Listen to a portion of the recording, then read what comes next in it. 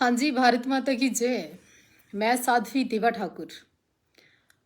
जब बात धर्म की हो, सनातन की हो, हिंदुस्तान की हो, हिंदू की हो, या हिंदी की हो, या भारत की हो, और हम चुप रहे कायर की तरह, ये हो नहीं सकता।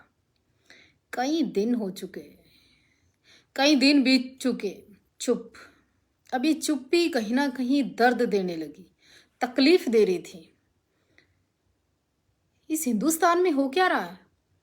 किसी को खालिस्तान चाहिए, किसी को बांग्लादेश चाहिए, किसी को कश्मीर अलग चाहिए, कोई कहता भारत के टुकड़े होंगे, कोई सर तन से जुदा।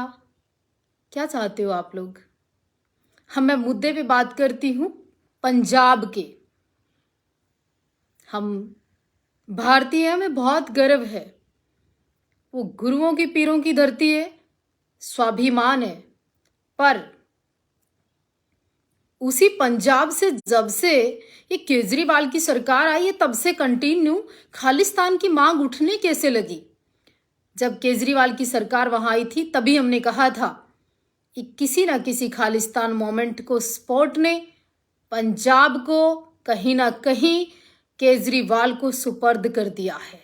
और इसके पीछे एक बड़ा षड्यंत्र है, इसके पीछे बड़ी भूमिका है। उस समय भी हम बोले थे, कमाल है, बिहारियों से प्रॉब्लम है, कमाल है हिंदी लिखी हुई दुकान से सामान नहीं लेना, कमाल है कि भगवाधारियों को बंदर बोलते हैं, कमाल की बात है कि हिंदुस्तान में सबका है और पंजाब के अंदर रह रहे हिंदुओं के प्रति इतना जहर। अरे हम गुरुओं की पीरों की सपोर्ट करते हैं, इसका मतलब ये नहीं कि अपने धर्म की बुराई सुनेंगे, ये कदापि नहीं हो सकता। दूसरी बात, हम सब धर्मों का सम्मान करते हैं, लेकिन कोई हमारे धर्म का अपमान करे, ये भी हमारे खून में नहीं है। ये मैंने हमेशा बोला है। बात सुनो ध्यान से, ना तो खालिस्तान की मांग पूरी हो सकती और ना भारत में कभी खालिस्तान हो सकता।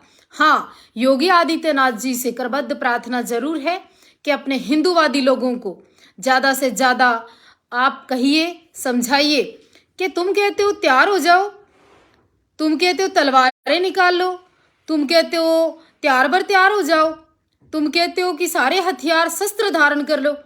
क्यों? हिंदुओं के खून में गर्मी खत्म हो गई है क्या? तुम सीधे सीधे बयान दे रहे हो, तुम सीधे सीधे भड़का रहे हो, तुम सीधा सीधा पंजाब को तोड़ोगे और लोग चुप रहेंगे। कमाल है।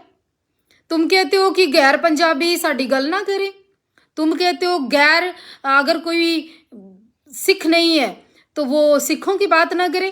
तो तुम सीधा सा आह्वान करना चाहते हैं कि जो और जाति का है, और धर्म का है, और राज्य का है, और संप्रदाय का है, वो गुरुद्वारे साहब ना आए, वो अमृतसर ना आए।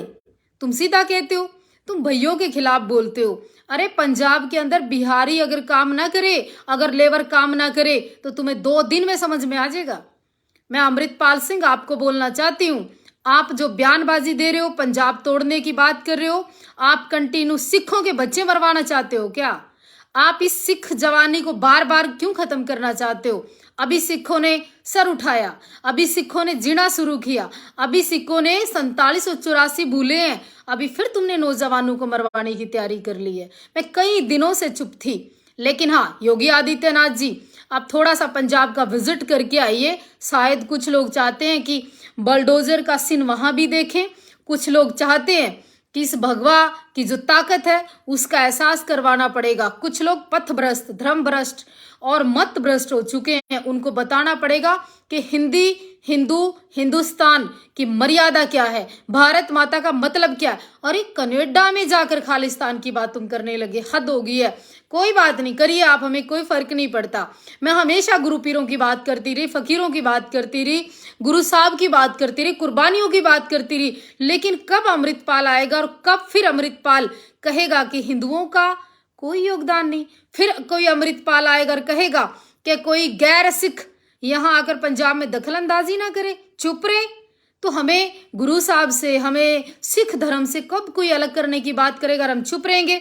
देखिए, हम भारतीय हैं और भारत माता के टुकड़े हम होने नहीं दे सकते। इसलिए सबको संदेशा है मेरा कि इस राष्ट्र के लिए, धर्म के लिए और भारत के लिए हर हिंदुस्तानी और हर हिंदू तलवार भी, त्रिशूल भी, ये हमारे भी शस्त्र हैं।